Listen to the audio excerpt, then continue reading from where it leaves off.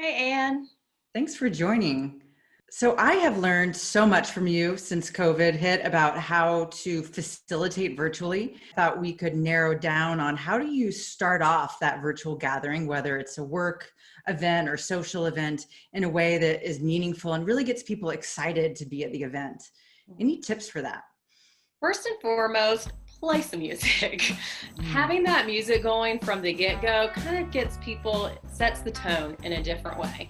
So if it's a work meeting, I might have something a little instrumental. If it's my friends, might be a little more fun like Lizzo. And for a baby shower recently, we played Isn't She Lovely by Stevie Wonder.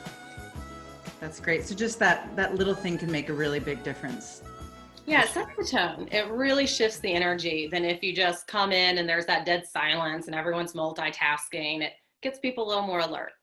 I've definitely heard Lizzo in your classes, and I like it. Nice. Any other tips? You may have seen a sign or two Hmm. to get people involved right when they sign on. So I greet every single person by name. Hey, Ann. Hey, Bob. Hey, Rishi. Come on in. And then after a handful of people have joined, I'll hold up a sign and I have lots of different prompts. Some are very specific to the event, some are more open like this. And I'll just point and tell people to answer the prompt. And then that allows for more meaningful small talk before the actual event takes place. That's great. And gets them busy doing something so they're not just sitting there right at the beginning. I like that. And also, I've never seen people put up a sign. So that's just something different right off the bat.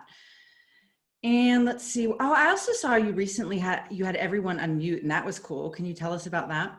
Oh, yeah, you got to get people doing something right away. And so, as soon as enough people are on to get started, I'll say, all right, folks, please, everyone, unmute and say hello to everyone. And then you get lots of different hellos, and it brings the energy up and sets you up for more success for your gathering. Nice, especially if it's a big group. How fun.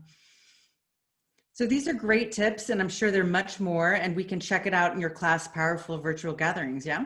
That's right. Thanks, Thanks, Anne. Lauren. Bye.